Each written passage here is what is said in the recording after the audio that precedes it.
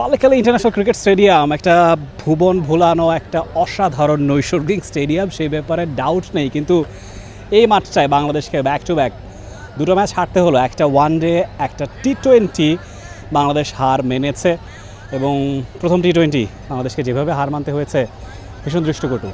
কথা বলবো কি আর, বাংলাদেশের ব্যাটিং নিয়ে কি কথা বলবো, আসলে জো আছে বাংলাদেশের। Parvez Hossain Emon he has been consistent, আজকেও ভালো খেলেছেন, একটা ভালো শুরু। মোহাম্মদ নাইম অনেকদিন পর দলে জায়গা পেয়ে করেছেন, বাট এছাড়া খুব বেশি কিন্তু আসলে হাইলাইট করার মতো টি20 সুলভ পারফরমেন্স কিন্তু বাংলাদেশের টিমে নেই, যেটা কিনা শ্রীলঙ্কা টিমে ছিল।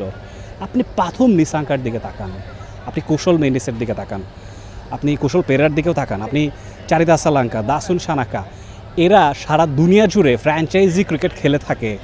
আইপিএল বলুন, বিপিএল বলুন, সিপিএল বলুন, পিএসএল বলুন, কোথায় খেলেন তারা, এলপিএল তো বটেই, সবখানেই তাদের রাজত্ব দেখা যাচ্ছে এবং তার ফলাফলটা ইন্টারন্যাশনাল টি20তেও দেখা যাচ্ছে।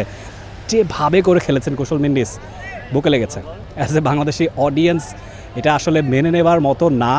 এই মাঠটায় তার ডমিনেশন আগের ওয়ানডে ম্যাচটাতেও আমরা দেখেছি, দুর্দান্ত একটা ধুমধুমার সেঞ্চুরি তিনি হাঁকিয়েছিলেন। আজকেও তিনি মার্কাটের একটা ইনিংস খেলেছেন, 250-300 স্ট্রাইক রেটে তিনি এক নাগারে হরহামেশা ব্যাট করে চলেছেন এবং এই মাঠটা তারই মাঠ আসলে, এই মাঠে তিনিই রাজত্ব করে থাকেন। Pathum Nissanka world class batter হয়ে গেছেন। বাংলাদেশের পাথুম নিসাঙ্কা কোথায়, বাংলাদেশের কুশল মেন্ডিস, কুশল পেরেরা কোথায়, আমাদের যারা আছেন লিটন দাস, তাওহিদ হৃদয়, নাজমুল হোসেন শান্ত, কার নাম বলবো, নুরুল হাসান সোহান তো নেই এই টিমটায়, থাকলে হয়তো বা ডিফারেন্স সিনারি হতে পারতো। তাদের এক্সপিরিয়েন্স কোনো অংশে কি এই শ্রীলঙ্কান ব্যাটারদের চেয়ে কম? কাছাকাছি এক্সপিরিয়েন্স তাদের আছে, কাছাকাছি ক্যালিবার তাদের আছে, প্রতিভার প্রশ্নে তাওহিদ হৃদয় কোনো অংশে কি খুব বেশি শ্রীলঙ্কা থেকে পিছিয়ে আছেন? তার যে রিস্ট পাওয়ার, তার যে শর্ট ভেরিয়েশন, সব কিছু নিয়ে তো আমরাই প্রশংসায় পঞ্চমুখ হই। কোথায় তার ঝলকানি, কোথাও তো আসলে তার রূপরেখাটা দেখা গেল না এবং পুরো সিরিজ জুড়ে আসলে বাংলাদেশ একটা হতাশার বৃত্তের মধ্যেই বন্দী আছে।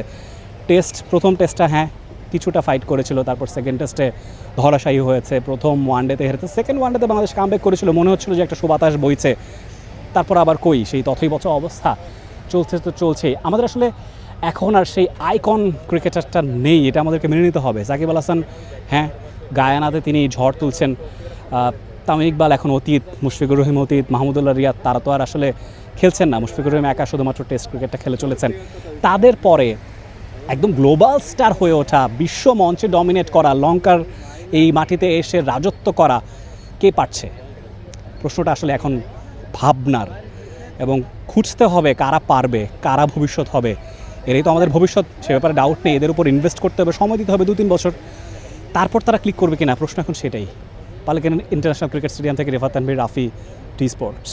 For more updates, subscribe to our YouTube channel and click on the bell icon. Follow us on Facebook and Instagram. Download T Sports app to enjoy exciting games and highlights. Visit tsports.com.